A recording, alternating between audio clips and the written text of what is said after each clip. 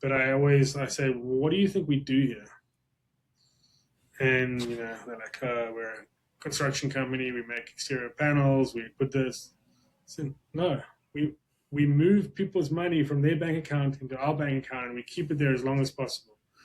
I was like, the vehicle we have chosen is exterior contracting, but the whole goal is to make as much net profit as possible. That's what we do here.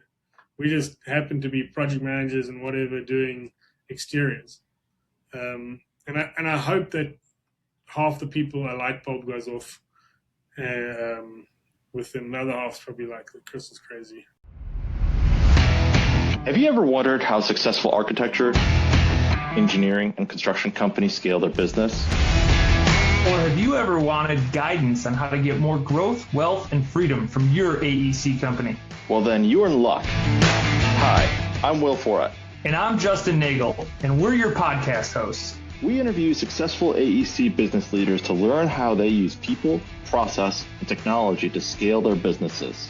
So sit back and get ready to learn from the industry's best. This is Building Scale. Hey listeners, it's Will here. Our mission is to help the AEC industry protect itself by making technology easy. If you've ever listened to our show, then you know that the three pillars of scaling a business are people, process, and technology. So if you suspect technology is your weak link, then book a call with us to see where we can help maximize your company's IT and cybersecurity strategy. Just go to buildingscale.net/help. Today on Building Scale, we're joined by Chris Ball. Chris is the Chief Operating Officer at John W. McDougall, a Nashville-based specialty contractor and metal manufacturing company. He brings over 20 years of experience across construction, manufacturing, and the building envelope industry. Originally from South Africa, Chris has helped scale businesses internationally, including growing a regional roofing contractor into a national company and launching a facade business from the ground up. After moving to the U.S., he led large facade projects before joining JWM in 2020. Today, he oversees engineering, fabrication, production, and field operations, helping drive performance for a company operating at roughly 100 million in scale. Chris is passionate about building high accountability teams, aligning people and process, and scaling strong cultures. And with all that said, Chris, welcome to the show. Hey, thanks for having me, guys. I really appreciate it, and excited to get going on the podcast. Yes, your story is very, very fascinating. I said a little bit of it, but you've quite the world traveler. Certainly a piece of that story. Have built in the whole. You've built everywhere in the world. It feels like so. You've got a ton of there. So give us a little background. Why get into the construction space, and then tell us a little bit more about JWM. Yeah, cool. Well, that's it. I appreciate it. So you say I built all over the world. Growing up, we moved around a bit, and I went to junior school in the UK, high school in Australia, I was born in South Africa and finished my construction management and quantity surveying degree in South Africa, and subsequently moved to America when I met an American lady, and So a story as true as time, my friend. Right. That's how it works. I haven't built all over the world. On the construction side, it's been South Africa and now America, but certainly have lived in more countries than I think quite a few people. Yeah. I've been in the States just under a decade, and started out in Utah and moved over to Tennessee to be with John W. McDougall Company. And have started as a project executive, and now in January was promoted to COO. That's huge. So then that's not a bunch of time to go from project executive all the way to COO. So obviously you must be doing something right. What are some of those right things that you're doing? and maybe I jumped too many steps. In South Africa, as you had mentioned in the intro, I had been involved with a roofing company and was a shareholder, and ran the company and expanded and things. And so moving to America, I had to realize that I was going to take a step back in terms of seniority to get familiarized with the American way of construction. and that's what in Utah as a project manager, and then moving over to John W. McDougall as a project executive. And then because of my experience, it allowed me to grow rapidly, I guess. There are things that obviously you learn from being involved in, and I'd been involved with them in my company before. So it was a easy progression into the things which senior management do at McDougall. So yeah, 5 years to go from project executive to CIO is quick, but I think moving back from South Africa to America, I had to take a step back to take a step forward, if you will. Yeah, retrace some of the steps. You mentioned the differences between building South Africa compared to the States. What does that look like? How is it different? You know, I think like, oh, well, there's 4 walls. You put them up, and then that's it. It's over, right? Yeah, if only it was that simple. And I think the biggest difference that I see easily is, so as I mentioned, my degree is construction management and quantity surveying. And in America, the quantity surveying role isn't one that is really out there. I think some companies like AWS are hiring quantity surveyors now. There's some other consultants who are trying to push the quantity surveyor model into America. But yeah, for me, the big difference is the role of quantity surveyor and how business and contracts in construction are then handled because that role isn't in America. And to give you I guess a quick breakdown, a quantity surveyor takes the building plans and reduces it into a bill of quantities, which is a description of a trade or a scope or whatever. For example, paint, you would describe the type of paint, you know, what is being applied to, and then you would put a rate, a numbered rate per square meter or square foot to that item. And an entire job would get covered with all these different rates, and everything's described out. So on a construction site, you would have your client would have a professional quantity surveyor, which is the QS that works for the client to make sure that their budgets are handled correctly. Then the general contractor would have a quantity surveyor and a contracts manager. Your contracts manager is more like your general superintendent, and your quantity surveyor is the guy who's chasing the money side, kind of, I guess, like a project manager. And then even your subcontractors have quantity surveyors and contracts managers.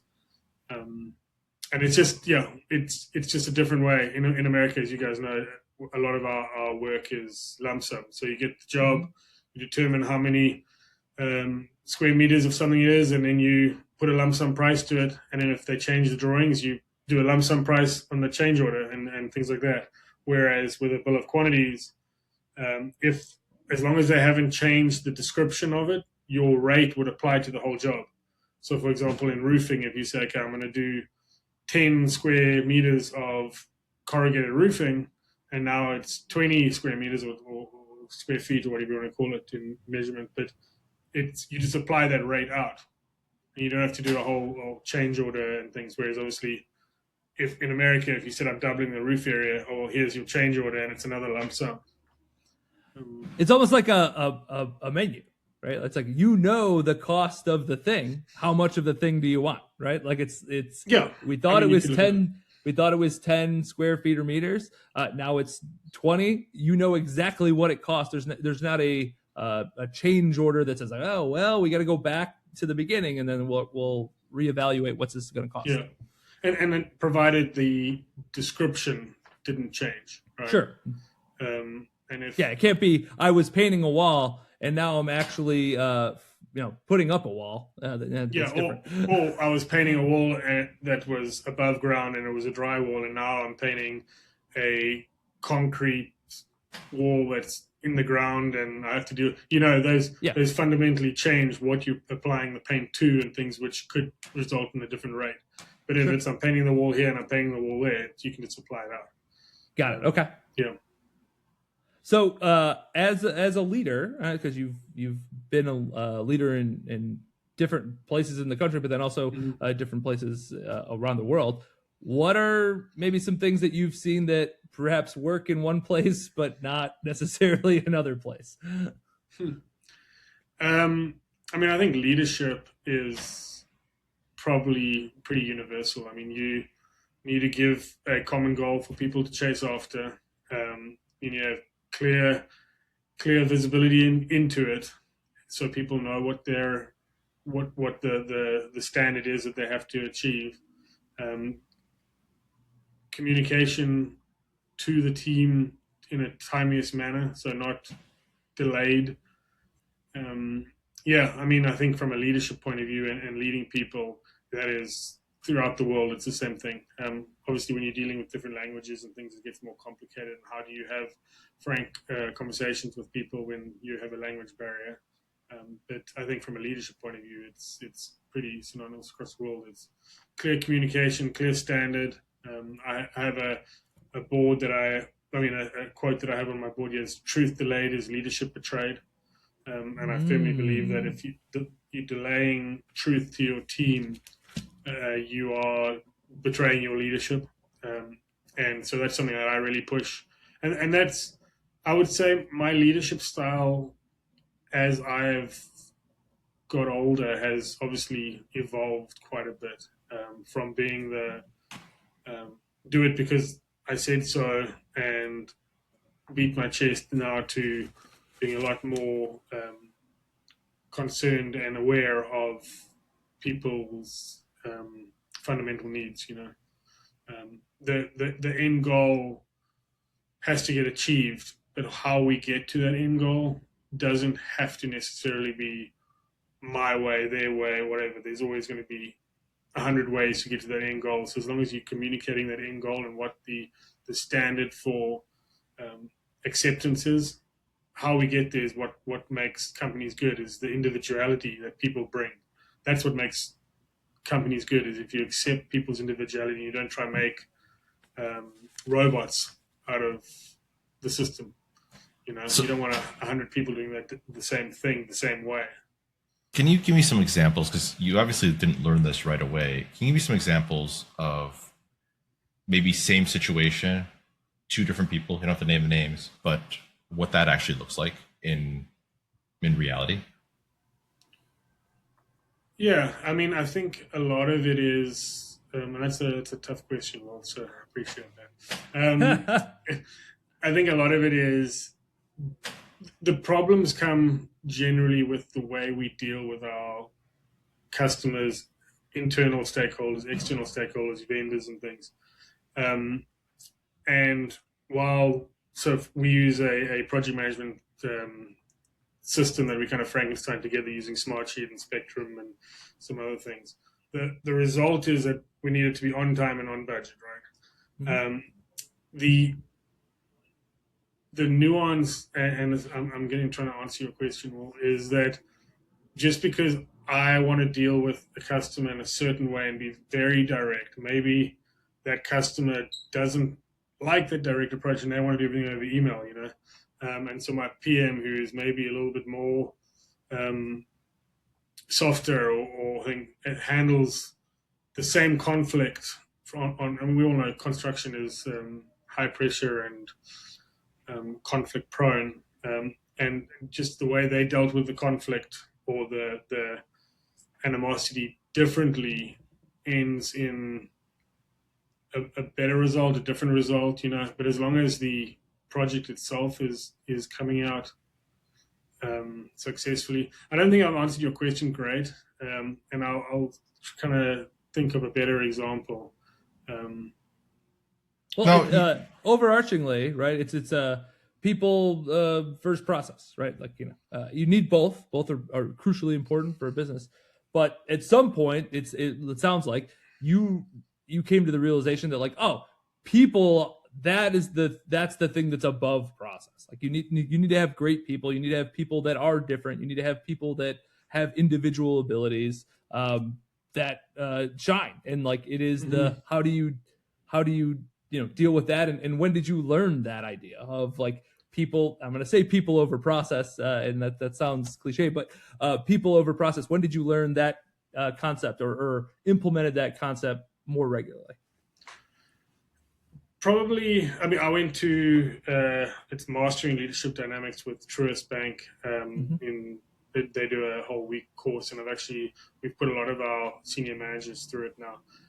That's probably where it really hit home, and that was probably about a year and a half ago that I went through that, where it's your point of view, their point of view, and the middle ground is the reality. So that's probably where it really hit home, is people over process. But I will say that if you don't have a standard, it's very hard to focus on people over process, because you can focus on the people, but if you haven't set the standard, if you haven't got the process in place, it doesn't matter how much time you spend making your people feel good and doing company events, and if there isn't a process for them to follow and isn't a standard, it'll be for nothing. So I don't know if it's people over process or people and process. Yeah. What are some stories that kind of go to that concept where you've seen it, like a great A player either fail or be distracted or not hit the potential that they have because there was not a process in place? So when I joined McDougall, and this is probably one of the reasons I was promoted quickly on from project executive to ops manager, we used a system that it wasn't very user friendly in terms of it wasn't visually appealing. And so we took the data. The data was all there, but no one wanted to look at it because it just didn't excite anyone, It's a mess. Data does that to a lot of people. Yeah, I mean, it was a mess that people looked at once a month, so it wasn't getting managed. And you got to manage your data, and you got to manage, and that's how you manage your projects, to know if it's on track or not. So it was getting that data into a user-friendly system, which we use Smartsheet to do it, with better colors and better feedback and automations that send notices, when your cash flow is going the wrong way and things. You get an email notice telling you to look here. And so it was setting, a better process, which then allowed the team to actually get better. And I think you asked for a specific on project managers. I mean, we have some great PMs here, and there was one guy who really he knew the job. I mean, he came from the field. He knew our product. He had been doing it for 10 years, but his projects consistently were not hitting budget. They're always a couple points behind. And getting him to visually be in that budget every single day, and to see, okay, this is hit there and now that's done, and he was moving money around. Okay, I can't do this, I can do this, rather than once a month. All of a sudden, his projects were picking up 5 points. He himself didn't change how he ran his job, but he changed the availability of the information that he had, so the visibility into where the costs were going, where he was losing time, so that he could adjust quicker. And then the end result was better. He wasn't getting to the end of the project and being like, oh, I need to go and spend another five grand on this, and then now he's got a fade on the project, So what you're talking about is also just speed of information, right? Yeah. And speed and accessibility of information, and then making decisions around the speed of information that you're getting. It has to be in a usable format, right? Because if it's not usable, you could have all that information, like you said, but if it's not readable, like by basically an 8-year-old, then it's really hard to make decisions on that, right? Which kind of leads me to a question about the tech. When you were, I heard you working on Smartsheets, but you had something different before. Do you spend a lot of money on previous solutions before getting into Smartsheets? So and this is where I say it's kind of a Frankenstein thing together. We still have that original software because our accounting team loves it. What we do is I dump out of that and pull it into Smartsheet as a file, and then that disseminates through the new system. When we started with Smartsheet, I think we were a pretty early adopter into the usage. The cost was really cheap. They obviously have shareholders that they have to report to, so the cost has gone up exponentially. It's still less than six figures though a year, and so the ROI is still there for using the two systems. Our accounting team loves what they use, and my project management team loves the way they see the data. But the financial information comes in, but we use Smartsheet now for schedules and engineering and the shop. You have tickets for when the releases go through and they move through the stations. There's a lot of visibility in terms of production as well.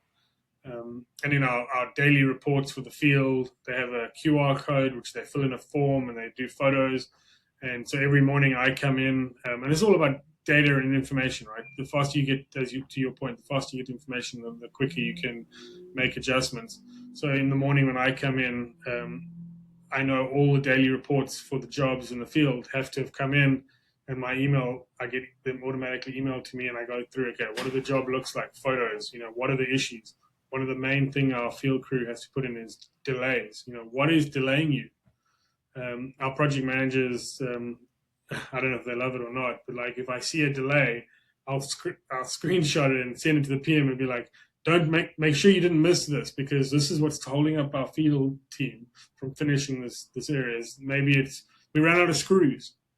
Well, why have a crew of 8 guys sitting around waiting for screws when we could have addressed it earlier?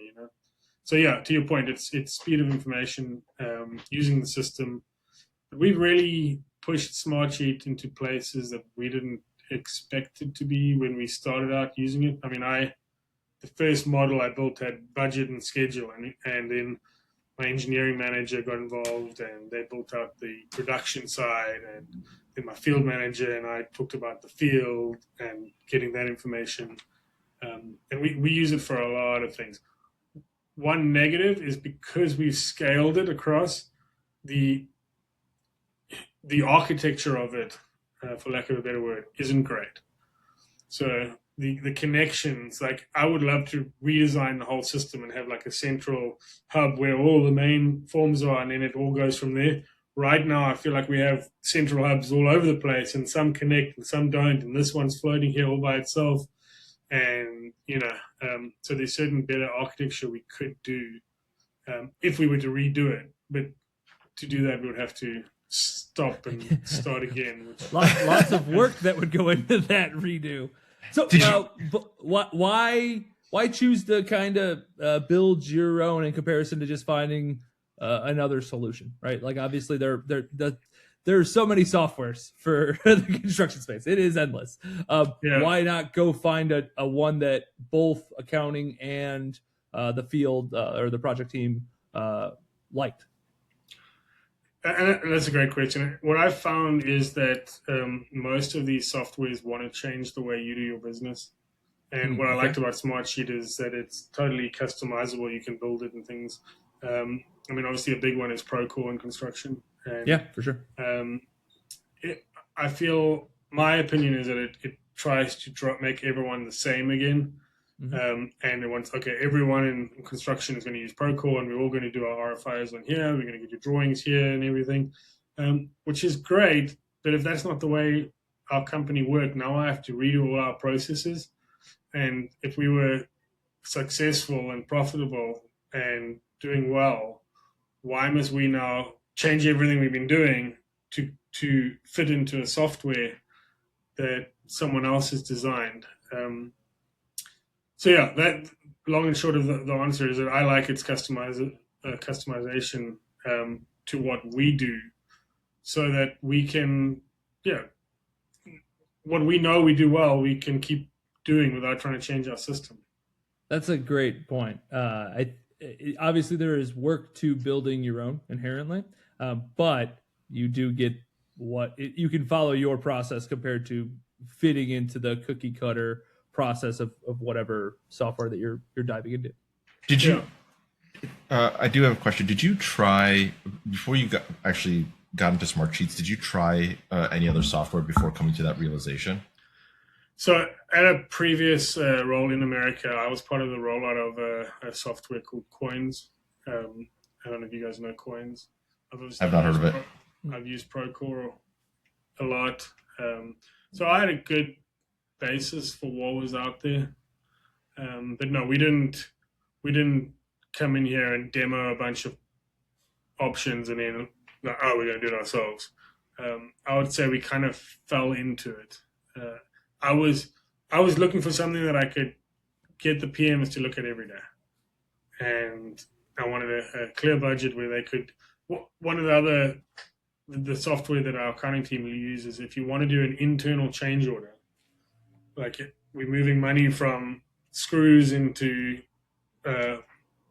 metal or whatever, flat sheet, you have to do an internal change order, which was this whole process, almost like doing a change order to your customer, where you have to go into this, make a sheet, do this form, do this, get approval and things.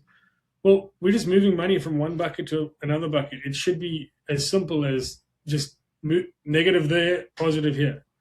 And so one of the things I wanted to do was make the internal change orders really, really quick so that PMs didn't want to didn't delay doing their change orders, the internal change orders. And so that's kind of was a focus. And then it built on from there. Is keep the budgets live, get a schedule, and then it evolved from there. Okay. So Smartsheet is the base, and building from scratch, and you kind of built out and continue to build out as you're kind of growing and as you are understanding what else you can kind of do with it.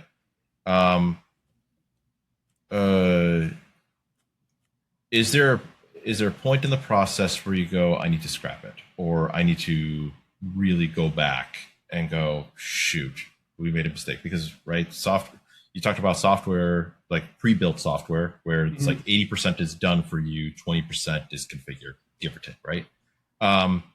What you're doing is kind of the exact opposite. You're going 20% is built for you, 80% is configured, right? And so there's a lot of pseudo development costs, a lot of time that's spent in doing something like that. Now, it can really benefit you in the long term, right? Long-term vision. Right. However, you're not a software engineer, right? Mm-hmm. Or a software architect for that matter. So is there a point in time where you'd have to press the eject button and go, spending the amount of time and dollars really in this is probably not worth it? Or have you had experience with something like that in the past?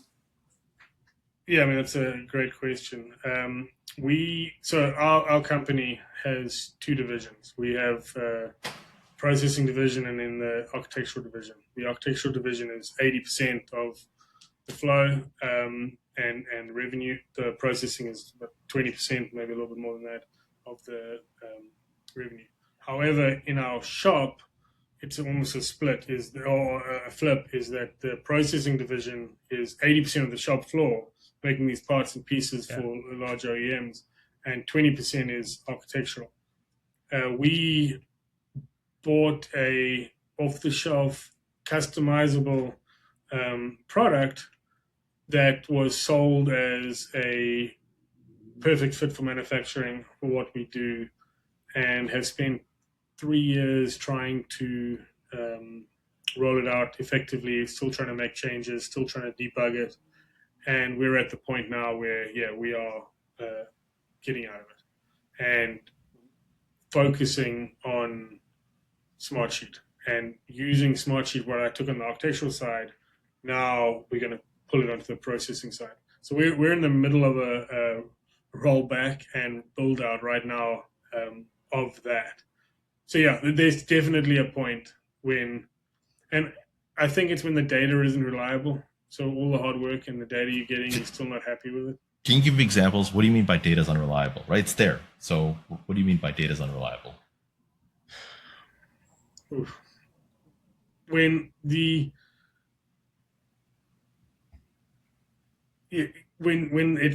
doesn't make maybe I'll take a step back.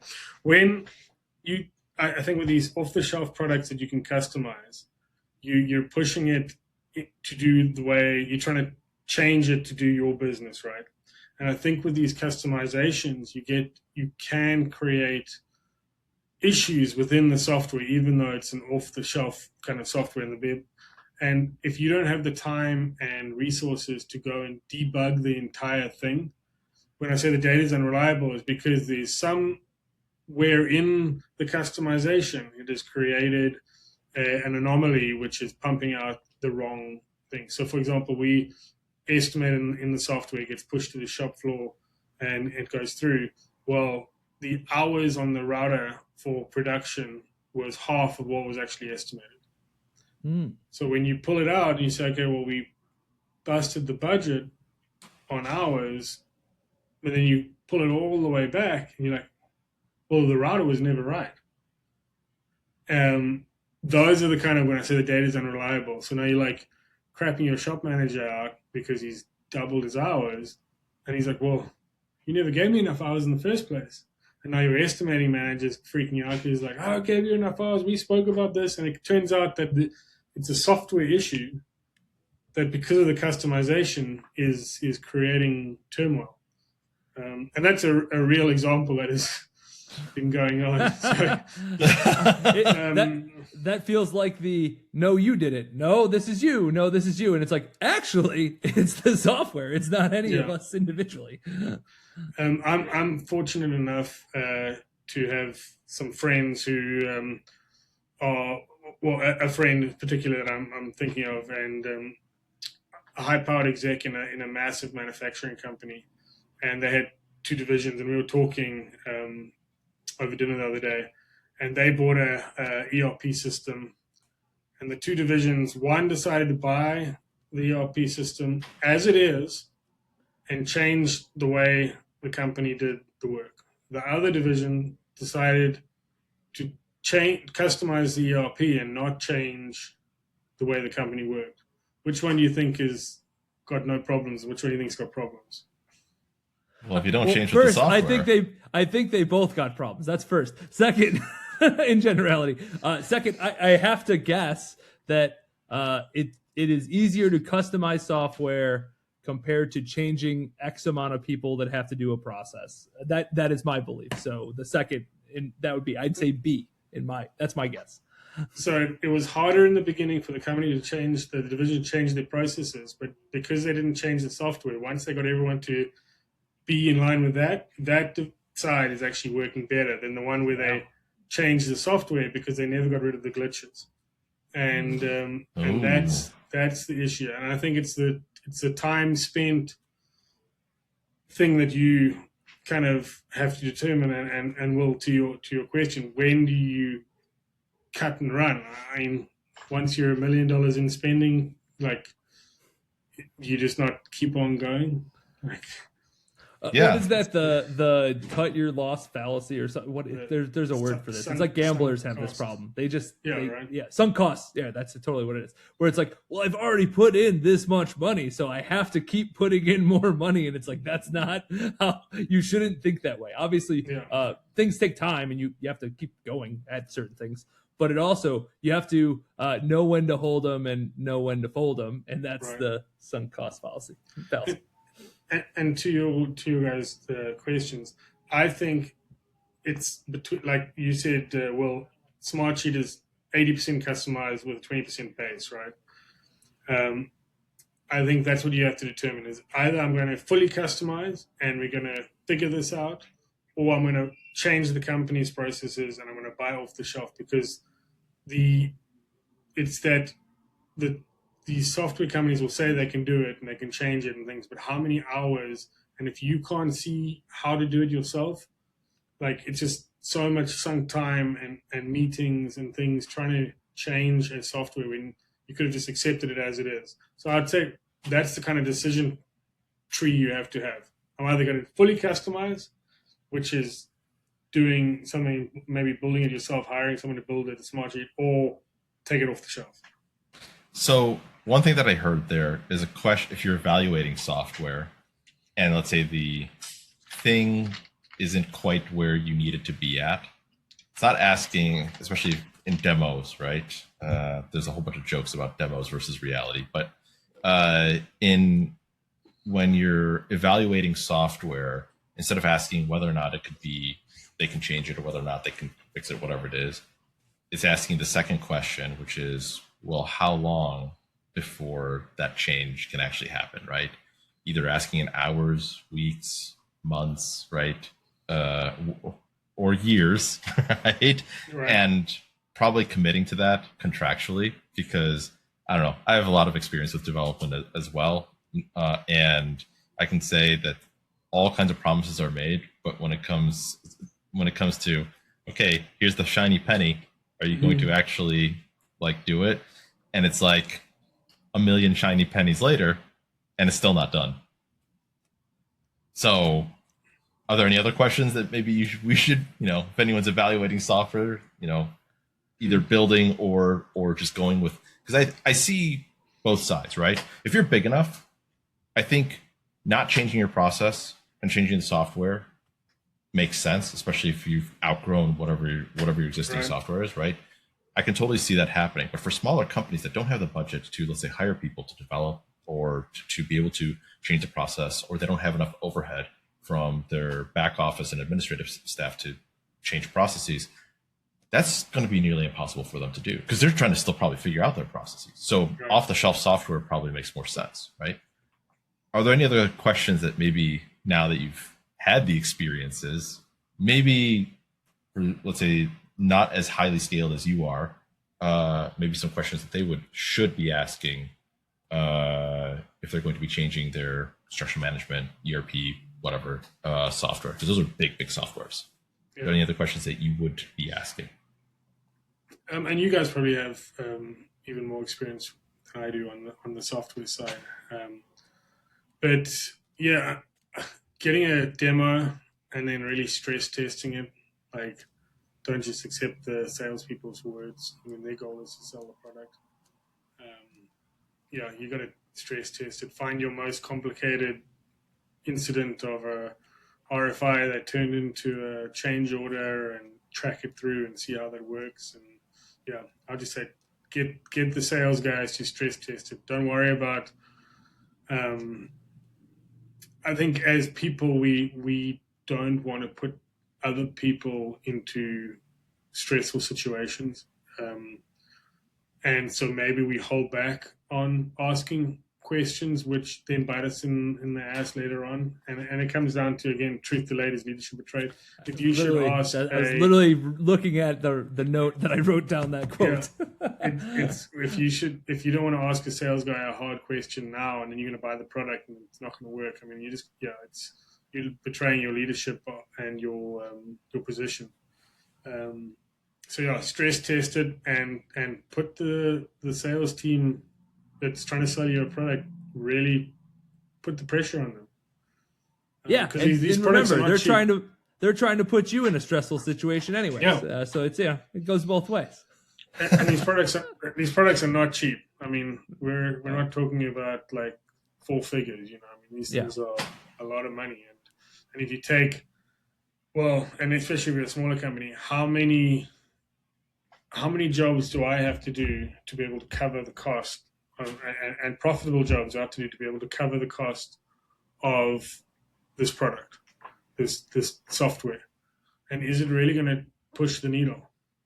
Is it really going to change things for you?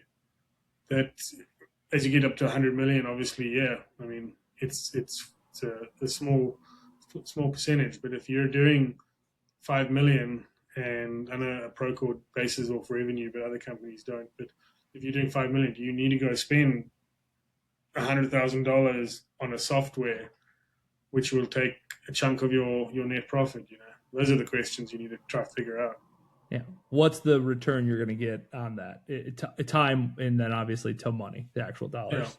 And is it going to help you scale? I mean, if you're a $5 million and you want to be a $20 million company, could you scale without it? That's a good point. Yeah, that's a good point. So obviously, technology and great processes, allow us to be to hold people accountable, right? Like, so obviously, if that, you have to have agreement upon expectations, and then hold people accountable. What are some things that maybe incentivize or motivate people that you've seen? Yeah, so on our project management architectural side, part of, obviously, you set the standard, have a system that works so people can see, everyone knows the standard expectation, but then you have to reward the result. If there's no reward at the end, what is it all for? So we built out a project performance bonus, and so in the budget, that bonus line is in there. So if you hit your goals, that bonus line pays out to the team. If you exceed the goals, a percentage of the additional profit goes to that bonus and it pays out. It's the bonus plan is probably the most clearly written SOP we have, and gets sent out. It's because obviously when it comes to money, people want to know when they're getting it. How's it going to be divided up? So percentages, the PMs get the lion's share of it, and we release at 45 days after the quarter if your project's paid in full. But it was that, okay, so we have the visibility, we're holding people to the standard, and now you reward the standard. And if you don't do the third one, eventually you'll have a harder time holding people to the standard, because humans are, by human nature, you want to do something, you get a reward, and I think that just having your job these days is not compelling enough for people. It's like when I go to the gym, that means I get to have a donut. It's a very simple reward system that sometimes is contradicting in those scenarios. No, but I agree. I think people need to know that they're doing something that gets them a reward, or minimally is something fulfilling, right? So it's like, oh, well, hey, the thing I'm doing is going to get me X, whichever that is, and that's cool. So where did the concept of this program come from, or was it already in place before? No, it wasn't in place, and I actually don't know where the concept came from. There's so many things as time goes on. You're like, where did we start with that? I built the bonus plan, and project bonus plan, and to be honest, I can't recall where I came up with it, or what was the motive, the inspiration, apart from trying to get people to hold the line and hold the standard, And at the time, I was part of the same bonus plan, so that I had to obviously be fair to the company and fair to the employees, and so it's a good plan, and the PMs seem to like it. So, and it also creates retention. It's a kind of a retention policy, plan, I guess. Because if you finish your jobs and let's say your jobs are done, and now you've got $50,000 of bonuses that is waiting for you, and you just have to get the money in. By the time those pay out, you've probably got another 50,000 of projects that are coming through, and you're like, okay, well, I don't want to leave just yet because I'm getting that one, And so if you do, from a retention point of view, if people leave, obviously you're walking away from money which you have. If you've done a good job, you've banked it. Yep. Obviously, if you're a bad project manager and your projects aren't doing well, then the bonus goes to propping the project up. But it's certainly rewarding people for holding the standard, and the standard has to be clear, and the reward has to be clear. So when you go ahead, Will. Go ahead. No, go ahead, Justin. You when got a better question. When you rolled this program out, so when you rolled it out, what was the reaction? What was was this like, holy crap, this is amazing, let's increase retention, let's get everybody super jazzed up like they're going to the Super Bowl? Like what were the behind the scenes stories that you were sitting in one of the seats that was totally affected by this? So then it became like a, hey, we built this thing, and now what was the reaction? I mean, obviously skepticism. Is this actually going to pay out? I mean, that's such great insight. Yeah. Oh, are they that felt very real. That felt very real right there. Oh yeah. Is it actually going to get paid out? And I mean, I'm proud to say that of the 2-3 years that we've done it, we've consistently it's paid out. But yeah, I mean, I think there's a lot of promises and a lot of talk out in the industry that people get. Oh, if you do this, you're going to get $100,000 bonus. You do this, I'll look after you. And when it comes to the end of the year, it's like, oh, I don't want to do that. Nothing's in writing. There's no SOP. There's no nothing.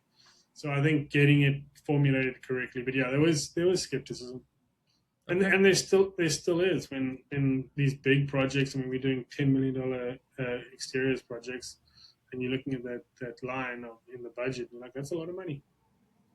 Yeah. And is it going to get paid out?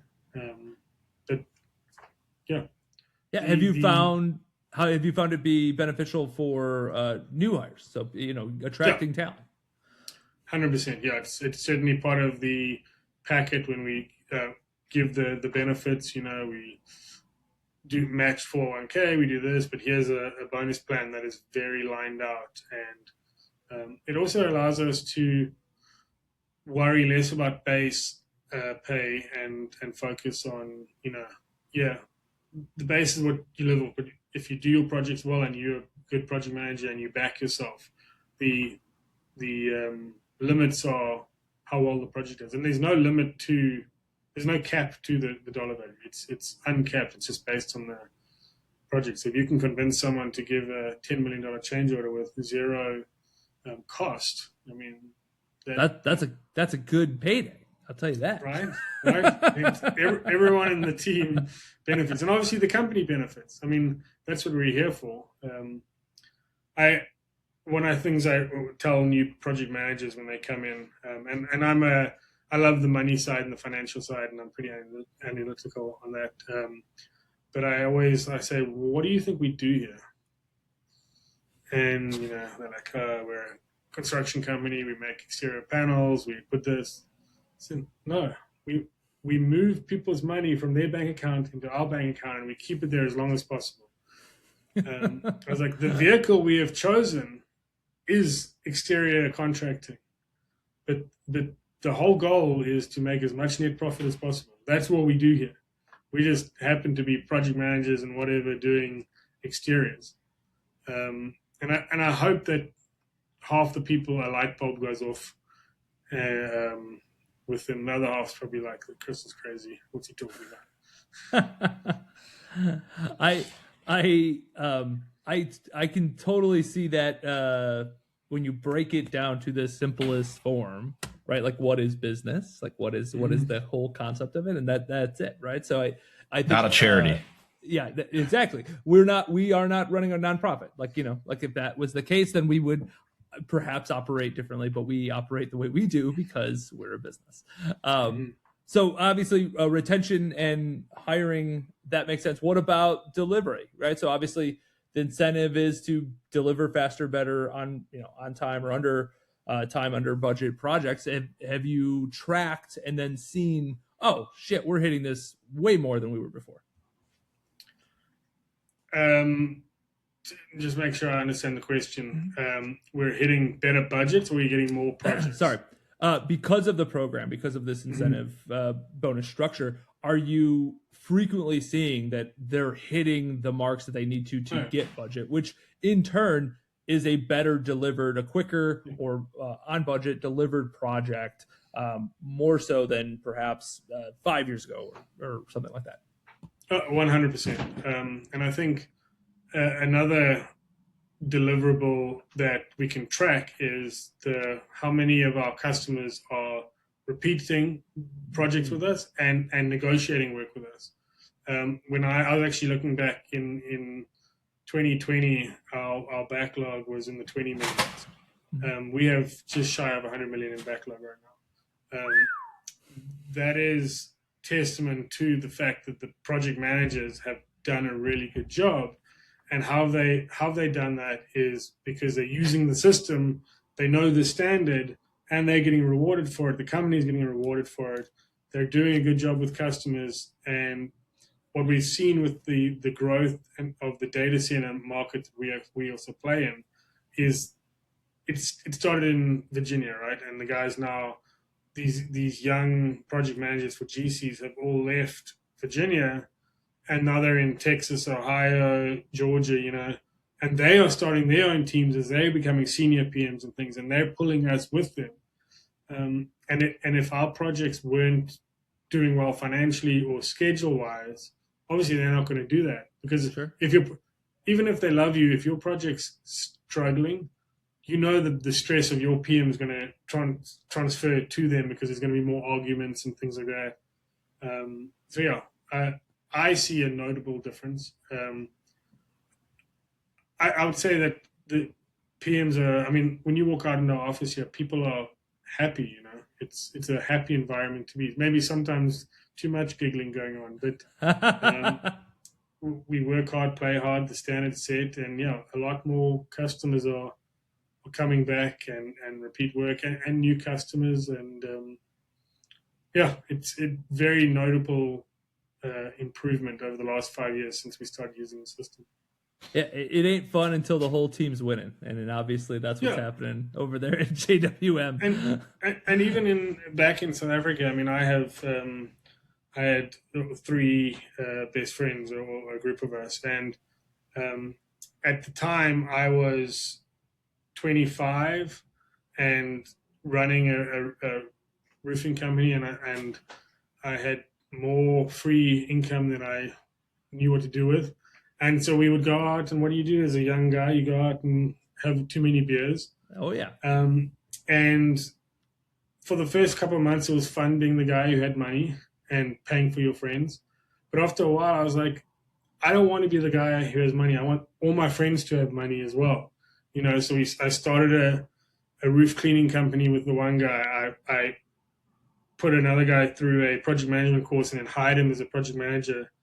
And the third guy was a teacher, so it wasn't really my sphere of influence, so I couldn't really help there. But my point is that I wanted everyone in our group to get richer, get wealthier, and that's always been something that wherever I go, is I want everyone to do better.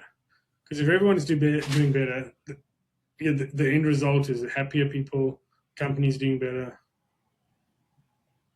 I love the sentiment. I love the goal there of wherever you go. Justin, there's a phrase you say, rising tides. How does it go? Yes, rising tides raise all ships.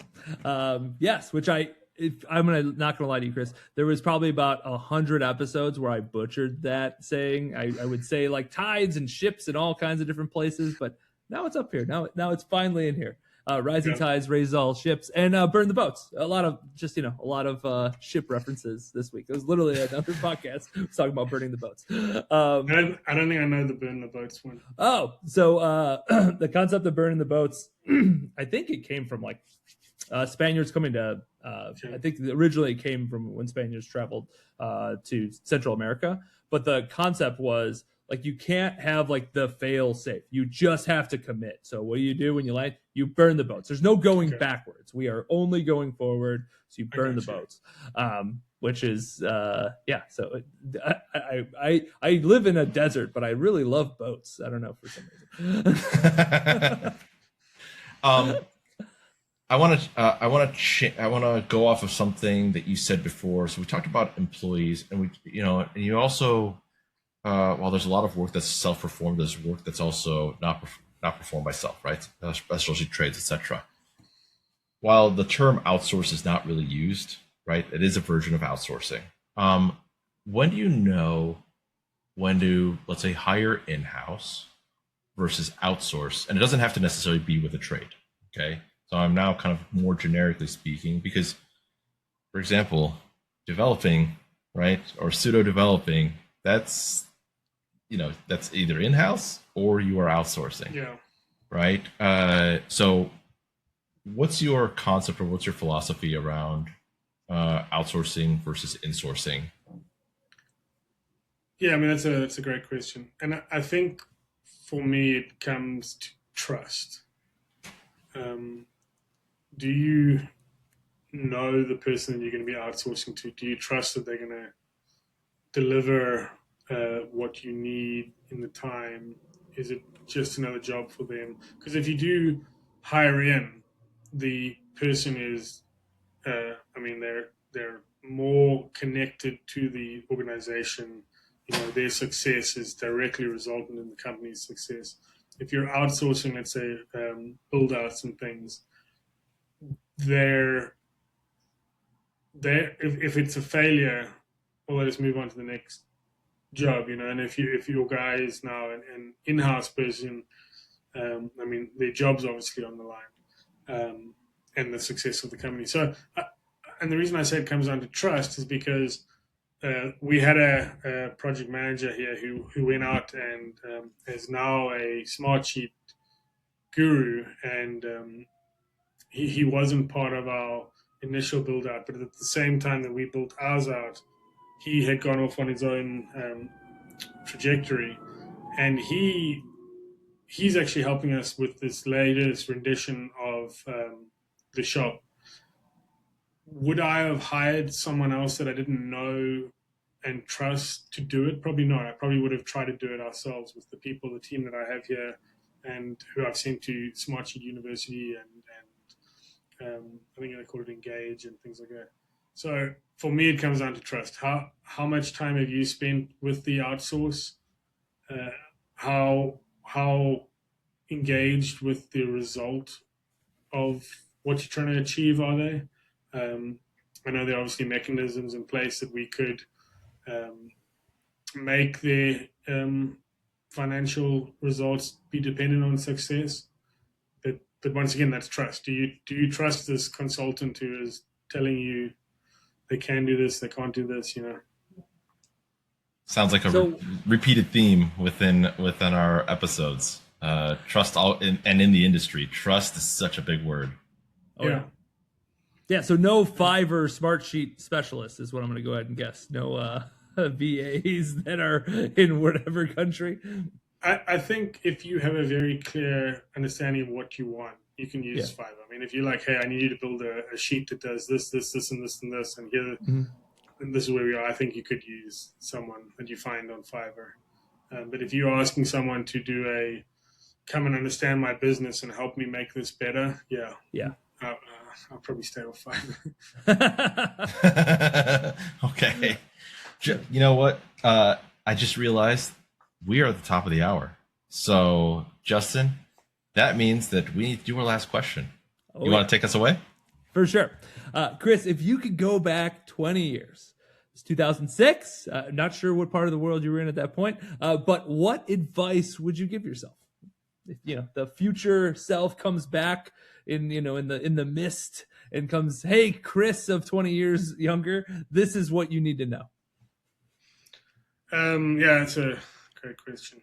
I think it would probably be start sooner and worry less. They're kind of hand in hand. You don't start sooner because you're worried about what might. I think 20 years ago, 2006, I would have been 19 years old. And at that time, it's, what do you have to risk? So start sooner and worry less about the outcome, because time's certainly on your side at that age. No, that's great advice. If somebody wanted to get a hold of you, what's the best way for them to do that? LinkedIn. So I'm on LinkedIn. If you search John W. McDougall Company, then you go to people. You just find me there, Chris Ball. I'm pretty active on LinkedIn, so I think you guys found me on LinkedIn. Yep, for sure. I try to post a week of some sort of leadership or thought. But LinkedIn would be a great way to connect, and I'm always keen to connect with like-minded leaders. Awesome. And then, Beautiful. Is there anything else you'd like to tell the people before we say our goodbyes? No, I think we covered a lot. I hope my answers at least gave one person some insight. I sure did. 1% better, right? I mean, that's the life to live. This has been a ton of fun. Yes. This has been a ton of fun, listeners. And until next time, adios. Adios. Thanks for listening to Building Scale. To help us reach even more people, please share this episode with a friend, a colleague, or on social media. Remember, the 3 pillars of scaling a business are people, process, and technology. And our mission is to help the AEC industry protect itself by making technology easy. So if you think your company's technology pillar could use some improvement, book a call with us to see how we can help maximize your IT and cybersecurity strategy. Just go to buildingscale.net/help. And until next time, keep building scale. Scale.